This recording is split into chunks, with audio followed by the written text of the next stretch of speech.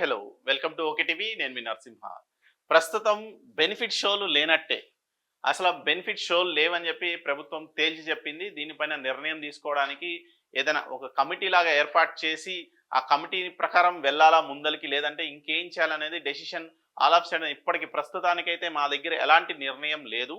కానీ ఫ్యూచర్‌లో నిజంగా బెనిఫిట్ షోల వల్ల ప్రొడ్యూసర్స్ బెనిఫిట్ షోలు లేకపోవడం వల్ల ప్రొడ్యూసర్స్ లాస్ అవుతున్నారా? లేదంటే నిజంగానే సినిమా ఇండస్ట్రీకి గావచ్చు, ప్రొడ్యూసర్స్‌కి రావచ్చు లాస్ అవుతున్నారా? నష్టపోతున్నారా? అనేది మొత్తం ఒక కమిటీ ఏసి, కమిటీ ద్వారా చర్చ జరిగిన తర్వాత దానిపైన నిర్ణయం తీసుకునే ఆలోచనలో ప్రభుత్వం అయితే ఉంది. ఇది పొద్దున వీళ్ళు ఎప్పుడైతే పరిశ్రమ ఇండస్ట్రీకి సంబంధించిన ప్రముఖులు కలవక ముందలే ప్రభుత్వం ఒక నిర్ణయంతో వచ్చింది. సో, ప్రభుత్వం నుంచి సినీ ఇండస్ట్రీ నుంచి ఒక విజ్ఞప్తి అయితే వస్తది. విజ్ఞప్తితో పాటు మనం ఎలాంటి నిర్ణయం తీసుకోవాలి? ఎందుకంటే ఓవర్ అయిపోయింది. సినిమా ఇండస్ట్రీలో యారిగెన్సీ బాగా ఓవర్ అయిపోయిన పరిస్థితుల్లో ఇలాంటి ఇలాంటి పరిస్థితిని కంట్రోల్ చేయాలి. వీళ్ళని కంట్రోల్ చేయాలి. ఒక రెగ్యులేటరీ వ్యవస్థ ఉండాలి. వీళ్ళకి మనకి మధ్యలో ఒక సమన్వయం లోపం ఉంది. దాంతో పాటు ఒక యారిగెన్సీ పెరిగిపోయింది. ఎందుకంటే బెనిఫిట్ షోలు, ప్రీమియం షోలుతో పాటు వీళ్ళకి ఇన్‌కమ్ ఓవర్‌ఫ్లో అవుతుంది.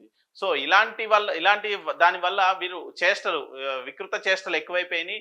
వాళ్ళ మొన్న ఈ వికృత చేష్టలు in the sense Revanth Reddy ఎప్పుడైతే అసెంబ్లీలో మాట్లాడారో దానిపైన అల్లు అర్జున్ కౌంటర్ ఇవ్వకుండా, కౌంటర్ ప్రెస్ మీట్ పెట్టకుండా ఉండుంటే ఇది అప్పుడే చల్లారిపోయేది. ఈ తతంగం మొత్తం అప్పుడే చల్లారుండేది.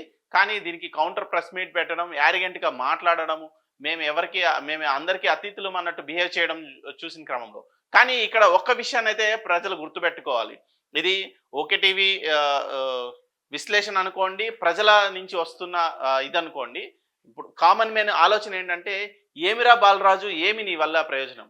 సో, నిజంగా హీరోలందరి వల్ల ఏంటి ప్రయోజనం? వీళ్ళు బెనిఫిట్ షోలు, వీళ్ళ ఆర్థిక ప్రయోజనాలు, వీళ్ళ స్వలాభం కోసం చూసుకుంటున్నారు తప్ప, నిజంగా ప్రజలకి ఏంటి వీళ్ళ వల్ల ప్రయోజనం?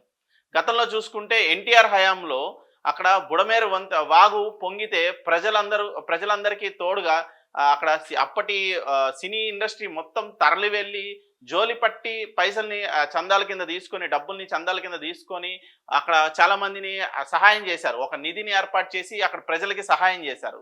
సో, ఇప్పుడు చూసుకుంటే మొన్న కూడా అదే బుడమేరు వాగు పొంగినప్పుడు ఎలాంటి సహాయక చర్యలు జరగలేదు. అంటే ఇచ్చారు, 50 లక్షలు, ₹1,00,00,000 ఇచ్చారు. కానీ వందల కోట్ల ధనార్జన చేస్తున్న హీరోలు ఎందుకు సోషల్ సర్వీసెస్ చేయట్లేదు? ఎందుకు సినిమా ఇండస్ట్రీలో ఉన్న కార్మికులను కూడా పట్టించుకోవట్లేదు? ఎందుకు వీళ్ళు సమాజ సేవ అనే దృక్కోణంలోకి రావట్లేదు? ఓన్లీ ఎంతసేపటికి వాళ్ళ సినిమాలు, వాళ్ళ ధనార్జన, వాళ్ళ స్వలాభం కోసమే ప్రభుత్వాల్ని కలుస్తున్నారు తప్ప, సినిమా ఇండస్ట్రీ గురించి ఇదివరకు క్రికెట్ మ్యాచ్లు పెట్టేవాళ్ళు, లేదంటే ఒక చారిటీని ఏర్పాటు చేసేవాళ్ళు, ఒక ట్రస్ట్ ఏర్పాటు చేసేవాళ్ళు, ఇలాంటివి ఏవో జరిగాయి. సంక్షేమ కార్యక్రమాలు ఏవో ఒకటి చేయడానికి కొంచెం ఫండ్ అయితే మొబిలైజ్ చేసేవాళ్ళు. అలాంటి చర్యలు ఎక్కడా లేవు. హీరోస్ అందరికీ యారిగెన్సీ పెరిగిపోయింది.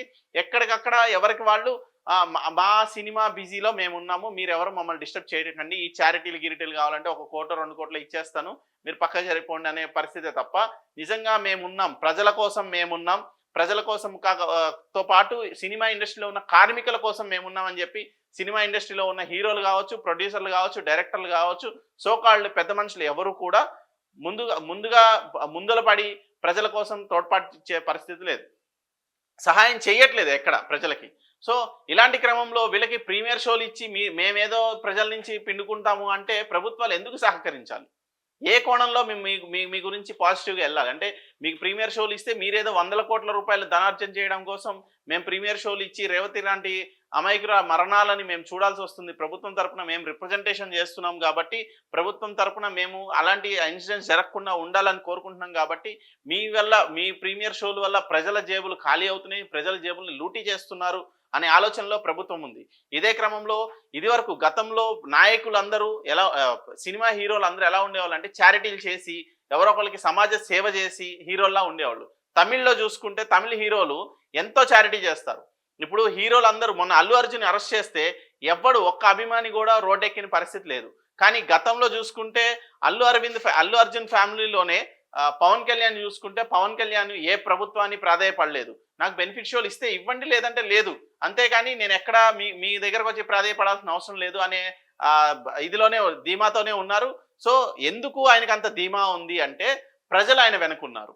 అభిమానులు ఉన్నారు, అభిమానులతో పాటు ప్రజలు ఉన్నారు.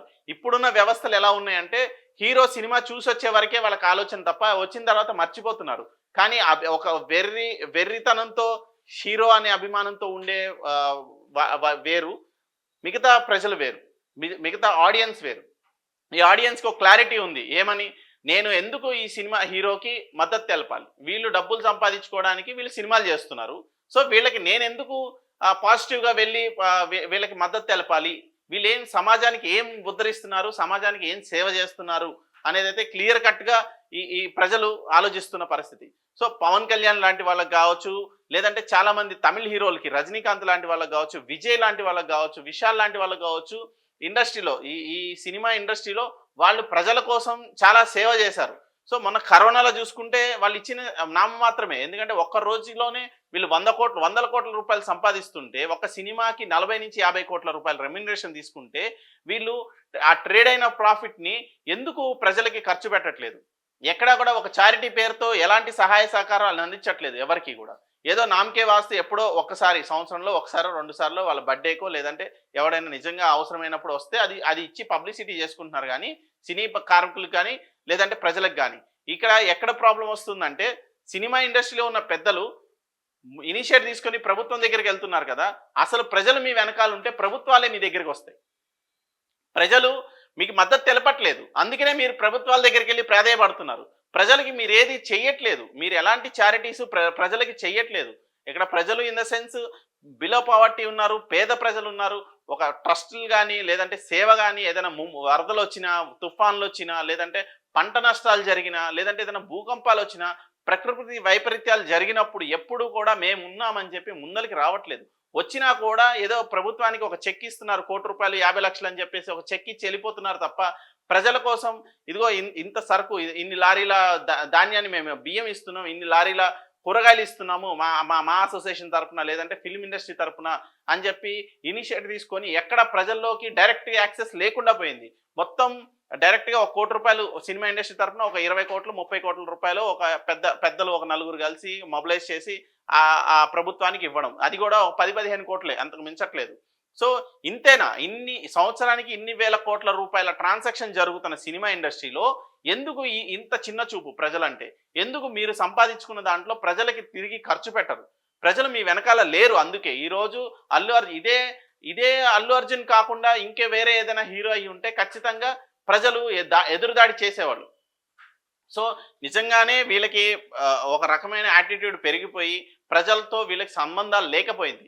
సో ప్రజలకు ఏదైనా చేసి నిజంగా వాళ్ళ కోసం ఉండుంటే ఈ స్టార్డమ్ విషయంలో వచ్చే అభిమానులు కాకుండా ప్రత్యక్షంగా అల్లు అర్జున్ మాకు సాయం చేశాడు, ఈ సహాయం చేశాడు, ఈ సేవ చేశాడు, ఈ ట్రస్ట్ పేరుతో చేశాడు, లేదంటే మాకు డైరెక్ట్గా ఈ అభిమానికి పలానా వీల్ చైర్స్ కొనిచ్చాడు, ఈ అభిమానికి పలానా వెహికల్ సపోర్ట్ చేశాడు, తోపుడు బళ్ళు ఇచ్చాడు అని చెప్పి అభిమాన సంఘాలు చేయట్లేదు, సేమ్ టైం హీరోలు చేయట్లేదు. సో ప్రజలు వీళ్ళ వెనకాల లేకపోవడం వల్ల వీళ్ళు ప్రభుత్వాల దగ్గరికి వెళ్ళి ప్రాధాయపడాల్సి వస్తుంది.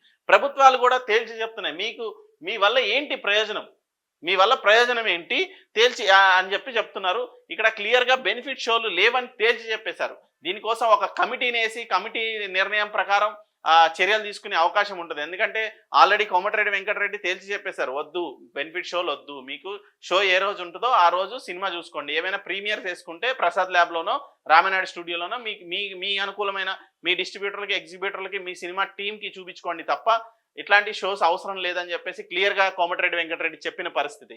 ఇదే క్రమంలో ఓకే టీవీ గ్రౌండ్ రిపోర్ట్ అవ్వచ్చు, ఓకే టీవీ సంబంధించిన ఆడియన్స్ వస్తున్న కామెంట్స్లో కూడా వీళ్ళ వల్ల ఏంటి ప్రయోజనం అనేది కనబడుతుంది. సో వీళ్ళు డైరెక్ట్గా ప్రజలతో యాక్సెస్ లేదు, ప్రజలకి ఎలాంటి అనుబంధం లేదు వీళ్ళకి, ప్రజలకి, హీరోలకి. సో హీరోలు కాదు వీళ్ళు, కథానాయకులు, కథకి మాత్రమే హీరోలు తప్ప ఇక్కడ బయట ప్రపంచానికి వీరు హీరోలు కాదు, జీరోలు. సో ఈ ఇక్కడ హీరోలు ఎవరు అవుతున్నారు అంటే ప్రభుత్వాలు అవుతున్నాయి. ఇంత ఇనిషియేటివ్ తీసుకుని ఒక రాధిక విషయంలో న్యాయం చేయడానికి ఇంత గందరగోళం ఏర్పడినా కూడా ప్రభుత్వం కొట్లాడుతుంది, ఇంత నెగిటివ్ ప్రాపగండా చేస్తున్నా కూడా, రేవంత్ రెడ్డి పైన దాడి చేస్తున్నా కూడా ఇంత కొట్లాడి కష్టపడుతుంది అంటే ఇంకొక అమాయకులు ఇలా బలవ్వకూడదని. సో ఈ హీరోల వెనకాల స్టార్డమ్ తప్ప, ఫ్యాన్స్ తప్ప నిజంగా ప్రజలు ఎవరు వీళ్ళకి మద్దతు తెలపట్లేదు. నిజంగానే అల్లు అర్జున్ని అరెస్ట్ చేసిన రోజు చూస్తే ఎక్కడ గందరగోళం జరగలేదు. చాలా క్లియర్‌గా ఉంది. ఎవడు పట్టించుకోలేదు. అరే! మా అల్లు అర్జున్‌కి ఇలా అయిందని చెప్పి దగ్గరగా ఉండే ఫ్యాన్స్ ఎవరైనా బాధపడి ఉండొచ్చు తప్ప, ఎవరికీ సానుభూతి లేదు. నిజంగా అల్లు అర్జున్‌ని అరెస్ట్ చేశారని. లేదంటే నిజంగా ఇట్లాంటి ప్రీమియర్ షోస్, బెనిఫిట్ షోస్ ఇవ్వాలి అంటే పవన్ కళ్యాణ్ లాంటి స్టార్‌డమ్ ఉండాలి. పవన్ కళ్యాణ్ లాంటి వ్యక్తిని టచ్ చేసే ఎలాంటి అంటే ఇట్లాంటి ఇన్సిడెంట్స్‌లో పవన్ కళ్యాణ్ ఎంకరేజ్ చెయ్యరు. ఇట్లాంటి సిట్యుయేషన్ వస్తుంది అంటే చాలా ప్రొటెక్టెడ్‌గా ఉంటారు. ఆయన కూడా as per law, as per books ఎళ్తారు కాబట్టి ఆయనకి ఇట్లాంటి పరిస్థితి లేదు. సో, అలాంటి వ్యక్తి పైనైనా సరే రేపొద్దున ఏదైనా చెయ్యేయాలి అన్నా కూడా భయపడాల్సిన పరిస్థితి ప్రభుత్వాలు గూడా. గతంలో చంద్రబాబు నాయుడు అరెస్ట్ అయినప్పుడు పవన్ కళ్యాణ్ ఎళ్లి రోడ్డు మీద పడుకున్నారు.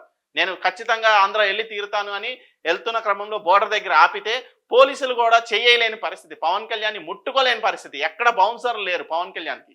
అయినా కూడా పవన్ కళ్యాణ్‌ని ముట్టుకోలేని పరిస్థితుల్లో అప్పటి పోలీసులు ఉన్నారు. ఎందుకంటే పవన్ కళ్యాణ్ మీద పవన్ కళ్యాణ్‌ని టచ్ చేస్తే ఎలా ఉండబోతుంది పరిణామాలనేది వాళ్ళకి తెలుసు. రాష్ట్రం అట్టుడికిపోతుంది. తెలుగు రాష్ట్రాలు 2 అట్టుడికిపోతాయని చెప్పి క్లియర్‌గా తెలుసు కాబట్టి వాళ్ళకి ఇంటెలిజెన్స్ రిపోర్ట్ ఉంది కాబట్టి పవన్ కళ్యాణ్‌ని టచ్ చేయాలన్నా కూడా భయపడిన పరిస్థితి. ప్రభుత్వాలే వణికిపోయినాయి. సో, ప్రభుత్వాన్ని హీరోలు వణికించాల్సింది పోయి అంటే ప్రజాదరణ ఉంటే ప్రభుత్వాన్ని హీరోలే వణికించేవాళ్ళు. ప్రభుత్వమే దిగివచ్చి చర్చలు జరిపేది. కానీ వీళ్ళు ఎదురెళ్ళి రేవంత్ రెడ్డిని అర్థిస్తున్న పరిస్థితులు వస్తున్నాయి అంటే వీళ్ళు ప్రజల కోసం ఇంత కూడా చేయట్లేదు. ప్రజల దగ్గర వీళ్ళకి ఆదరణ లేదు.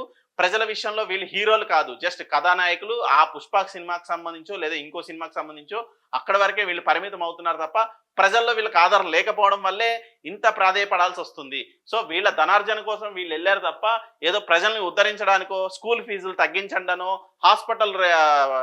హాస్పిటల్‌కి సంబంధించిన చార్జెస్ తగ్గించండనో, లేదంటే ఇంకేదో చేయండనో, నిత్యావసర సరుకులు ధరలు తగ్గించండనో వీళ్ళెళ్లి ప్రాధేయపడట్లేదు. వాళ్ళ స్వార్థ ప్రయోజనాల కోసం సీఎంలని, ప్రభుత్వాల్ని ప్రాధేయపడుతున్నారు తప్ప వేరే ఏది లేదు. సో, ఇదే క్రమంలో రేవంత్ రెడ్డి సర్కార్ ఏదైతే నిర్ణయం తీసుకుంటుందో అది ఒకంత పాజిటివ్‌గానే ఉంది.